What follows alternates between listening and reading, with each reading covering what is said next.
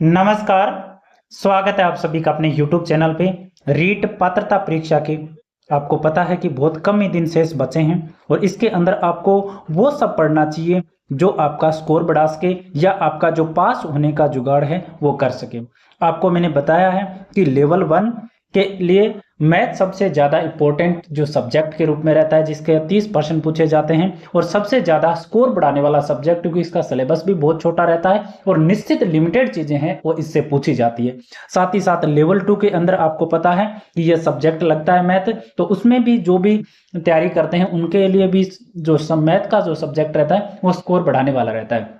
तो इस वीडियो के अंदर हम वो प्रश्न करने वाले हैं जो रीट पात्रता के अंदर हर बार पूछे जाते हैं और इस बार वाली रीट पात्रता में भी प्रश्न है वो छपने वाले हैं। इंपॉर्टेंट प्रश्न हम इन 20 दिनों में करेंगे और निश्चित रूप से आप देखेंगे ये प्रश्न है वो आपको छपे हुए परीक्षा के अंदर मिलने वाले हैं। तो जिनका भी मैथ वीक है या आर्ट्स जो स्ट्रीम के जो छात्र हैं वो निश्चित रूप से इन वीडियो को देखें, और जो कमजोर है मैथ में, जिनको लगता है नहीं आती है, तो हम लिमिटेड प्रश्न करेंगे और उन्हीं प्रश्नों को आप पढ़ लेना। वो आपको प्रश्न है वो एग्जाम में देखने को मिल जाएंगे और आपके कम से कम 30 में से आपके कम से कम 25-26 प्रश्न है वो आराम से सही हो जाने वाले हैं। तो आज की अगर हम इस वीडियो की अगर हम बात करें तो शुरुआत ही की है, तो इसके अंदर आपको दो प्रकार के प्रश्न मैं करवाने वाला हूं जो हर बार आपके एग्जाम में पूछे जाएंगे। खासतौर पर L1 में तो निश्चित रूप से पूछे जाएंगे और लेवल 2 में साइंस मैथ में भी निश्चित रूप से पूछे जाते हैं। एक तो ये प्रश्न रहता है कि अभाज्य गुणनखंड पूछे जाते हैं और इसके अलावा एक प्रश्न और आता है आपका कि अभाज्य गुणनखंडों की संख्या ज्ञात करो। दो प्रकार के प्रश्न बनते हैं, एक तो अभाज्य गुणनखंड पूछे जाते हैं और एक अभाज्य गुणनखंडों की संख्या पूछी जाती है। दोनों में अंतर रहता है और इन प्रश्नों को आराम से आप मन सॉफ्टली तरीके से और एक छोटे तरीके से हम इनको करने वाले हैं। तो आराम से आप वीडियो को पूरा जरूर देखना, आपको हेल्पफुल रहेंगे ये वीडियो आपकी पात्रता एग्जाम के लिए।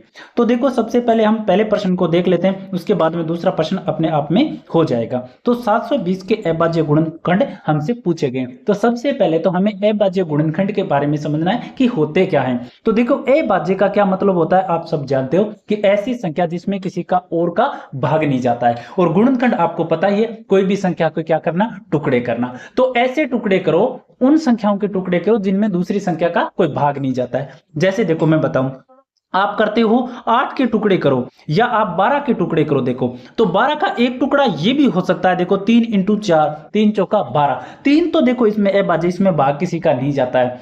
गुणनखंड तो हो गया, लेकिन इसको हम अभाज्य गुणनखंड नहीं कह सकते। क्यों? क्योंकि 4 में किसका भाग जाता है, 2 का जाता है। तो ये तो क्या हो गया, भाग जाने वाली संख्या होगी, तो ये अभाज्य गुणनखंड नहीं होगा। अब अगर इसको हम ऐसे लिखें 2 × 2 × 3, तो बताओ 2 भी अभाज्य संख्या है, 3 भी अभाज्य संख्या, तो इसको हम क्या मानेंगे, अभाज्य गुणनखंड। मतलब कोई भी अभाज्य गुणनखंड अगर आपको पूछे ना और आपको इस प्रकार से ऑप्शन दिए हो, तो उसमें से देखो आपको इस प्रकार से देखना है कि पूरे अभाज्य गुणनखंड में कोई भी ऐसी संख्या तो नहीं है जो क्या हो, भाज्य हो। तो देखो इसमें तो कोई संख्या नहीं है, 2 भी नहीं है, 3 भी नहीं है, 5 भी नहीं है। यहां पर आप देखोगे तो देखो 4 क्या है, भाज्य संख्या है, 6 क्या है, भाज्य संख्या है। तो इस प्रकार से इस ऑप्शन को तो क्या करना है, काट ही देना है, क्योंकि हमें तो अभाज्य गुणनखंड में क्या होगा कि कोई भी ऐसी संख्या नहीं होगी जिसमें दूसरी का भाग जाता हो। अब 3 बचे हैं, अब 3 में से क्या करना है, देखो शॉर्ट तरीका मैं बता रहा हूं, 720 के अभाज्य गुणनखंड पूछना है।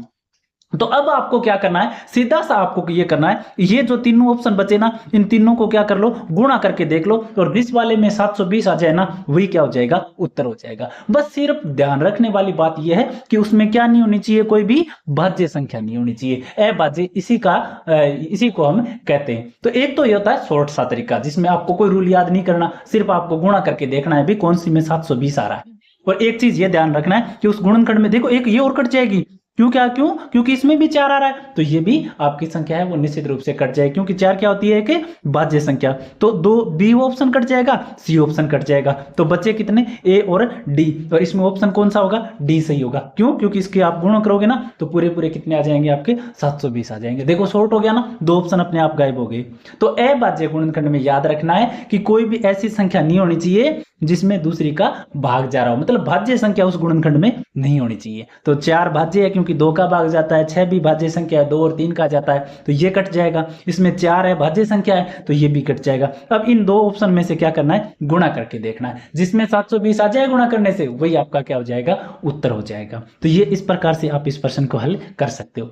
या फिर आप दूसरा तरीका देखो ना, तो दूसरा तरीका भी आप ले सकते हो। दूसरे तरीके में क्या होगा, देखो हमसे क्या पूछा है, 720 का अभाज्य गुणनखंड।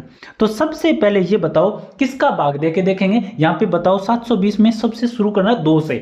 2 का भाग देके देखो जाता है क्या 720 में, जाता है। तो यहाँ पे लिखो 2, कितनी बार जाएगा, 360 बार जाएगा, तो ये लिख दिया। अब देखो बताओ 360 में भी 2 का जाता है क्या, हाँ जाता है, तो फिर 2 का दे दो, कितनी बार जाएगा, 180 बार जाएगा। फिर बताओ 2 का जाता है क्या, जाता है, तो कितनी बार जाएगा, 90 बार। फिर 2 का देके देखो कितनी बार जा रहा है, 45 बार। अब नहीं जा रहा 2 का, तो फिर क्या करना है, 3 का देखो, क्रम से देके देखना है। तो 3 का तो जा रहा है, तो 3 का देके देखो कितनी बार जाएगा, 15 बार। फिर 3 का जा रहा है, तो जा रहा है 3 का कितनी बार, 5 बार। अब किसका जाएगा, 4 का तो नहीं जाएगा, और 4 वैसे भी क्या है, भाज्य संख्या, और हमें क्या चाहिए, अभाज्य गुणनखंड। तो यहाँ पे क्या करना है, 5 लिखना है, और आपका इधर आ जाएगा 1। तो अब देखो इसमें आ जाएगी पूरी की पूरी संख्या, 2 इंटू में 2 इंटू में 2 इंटू में 2 इंटू में 3 इंटू में 3 और इंटू में 5। यही अपना क्या हो जाएगा, उत्तर हो जाएगा। ये तरीका है इसका। एक तो सीधा तरीका है, ऑप्शन काट दो, सीधा गुणा करके देख लो, और दूसरा आप इस तरीके से भी आप निकाल सकते हो। एक तरीके का प्रश्न हल हो गया ना, किस प्रकार का, कि अभाज्य गुणनखंड पूछे तो हमें इस प्रकार से हमें बताना है। अब देखो इसी प्रश्न में हमें ये कहता है ना, अभाज्य गुणनखंडों की संख्या बताओ। इस प्रश्न को भी मैं बता देता हूं, आगे वाले को भी कर लेंगे। तो इसमें अभाज्य गुणनखंडों की जब भी संख्या पूछे ना, तो यहाँ पे जितनी भी संख्याएं दे रखी है ना, उनकी ये देखो वे कितनी बार रिपीट हो रही है। तो बताओ 2 कितनी बार आया, यहाँ पे 4 बार आया ना, तो बताओ 2 की घात में 4 नहीं लिख सकता क्या, क्यों, क्योंकि 2 कितनी बार आया, 4 बार। इंटू में 3 कितनी बार आया, 2 बार, तो 3 को मैं 3 की पावर 2 लिख सकता हूं ना, और 5 कितनी बार आया, 1 बार, तो बताओ ये लिख सकता हूं ना। अब अभाज्य गुणनखंडों की संख्या बतानी है ना, तो आपको क्या करना है, ये घात में जो दे रखी है ना संख्याएं, इन सब का क्या कर दो, योग कर दो। ये आ गया आपके क्या आ जाएंगी, अभाज्य गुणनखंडों की संख्या आ जाएगी, कितनी है, 7। तो 720 के अभाज्य गुणनखंड तो ये होंगे, और अभाज्य गुणनखंडों की संख्या कितनी हो जाएगी, 7 हो जाएगी। इसी प्रकार हम आगे वाले प्रश्न को देखें। देखो ये प्रश्न आया हुआ प्रश्न है, हर बार पूछा जाता है ये प्रश्न, और इस बार भी आएगा, ध्यान में कर लेना। अब देखो आगे वाले प्रश्न को अगर हम देखें, प्रश्न पूछा है, थोड़ा सा इसमें बदला है, क्या किया है कि 540 के अभाज्य गुणनखंडों की संख्या ज्ञात करो। तो मैं पहले तो अभाज्य गुणनखंड ज्ञात करने, और फिर क्या आएगी आपकी अभाज्य गुणनखंडों की संख्या आएगी। तो इसमें क्या आ जाते हैं, दोनों प्रश्न आ जाते हैं। तो इसके अंदर हम क्या करेंगे, अब 540 के अभाज्य गुणनखंड ज्ञात करेंगे। तो देखो इस प्रकार से आप लिखो, 540 यहाँ पे आ जाएगा। किसका भाग देके देखना है, सबसे पहले 2 का। तो 2 का जा रहा है क्या, तो जा रहा है, कितनी बार जा रहा है, 2 और 7 और 0, 270 बार। फिर 2 का जा रहा है क्या, जा रहा है, तो 2 का कितनी बार जाएगा, 2 1 कम 2, 2 8, 2 3 6 और 2 5 10। अब 2 का नहीं जा रहा, 3 का देके देखो, तो 3 का जा रहा है, 5 3 8 1 और 9 योग हो रहा है, तो निश्चित रूप से जाएगा। तो 3 का देके देखो, 4 बार और 5 बार। फिर आप किसका जाएगा, 3 का वो दोबारा जा रहा है, कितनी बार जा रहा है, 15 बार। फिर 3 का जा रहा है, कितनी बार जा रहा है, 5 का बार। अब 4 का तो जाएगा नहीं, क्योंकि 4 तो भाज्य है, हमें अभाज्य ज्ञात करने, तो 5 एकम 5। अब अभाज्य गुणनखंड अगर पूछता ना हमसे कि 540 के अभाज्य गुणनखंड क्या है, तो क्या आ जाते, 2 इंटू 2 इंटू में 3 इंटू में 3 इंटू में 3 और इंटू में आपका क्या आ जाता, 5। ये आपके अभाज्य गुणनखंड हो जाते हैं, किसके, आपके 540 के।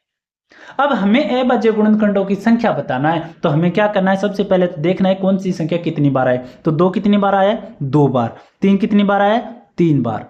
और 5 कितनी बार आया है, 1 बार। ये लो, अब क्या करना है, अभाज्य गुणनखंडों की संख्या ज्ञात करने के लिए उन घातों का क्या करना है, हमें योगफल ज्ञात करना है। तो 2 प्लस में 3 प्लस में 1 कितना आ जाएगा, 6। तो इसमें 6 उत्तर कहां पे दे रखा है हमें, ये वाला ऑप्शन, सी वाला ऑप्शन इसमें सही हो जाएगा। तो ये प्रश्न आप निश्चित रूप से याद कर लेना, शॉर्ट सा तरीका, कोई फॉर्मूला नहीं है, कोई आपको याद रखने वाली बात नहीं है। पहले तो अभाज्य गुणनखंड आपको ज्ञात करने सीखने, फिर अभाज्य गुणनखंडों की संख्या ज्ञात करनी है। तो जितनी बार जो संख्या है उसको घात में लिख दो और उनको क्या कर दो, जोड़ दो, बस इतना सा काम है। बस ध्यान रखने वाली क्या चीज है कि जो भी गुणनखंड आए ना, तो कोई भी गुणनखंड जैसे इस प्रकार से आए, तो उसमें कोई भी संख्या क्या नहीं होनी चाहिए, भाज्य संख्या नहीं होनी चाहिए। जैसे क्या नहीं होनी चाहिए, 4 नहीं हो, 6 नहीं हो, 8 नहीं हो, 9 नहीं हो, इस प्रकार की कोई भी संख्या है वो उसमें नहीं होनी चाहिए, अन्यथा वो अभाज्य गुणनखंड नहीं होगा।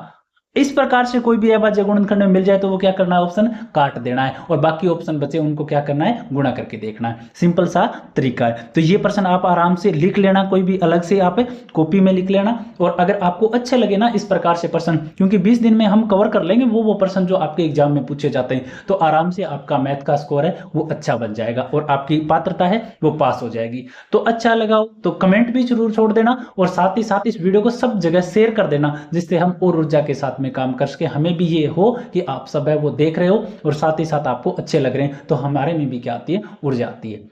बाकी ये ऐसे ही मैं वीडियो आपके लिए लेकर के आता रहूंगा, और इंपॉर्टेंट क्वेश्चन है वो मैं सभी के सभी करवा देंगे। आज के लिए इतना ही, धन्यवाद।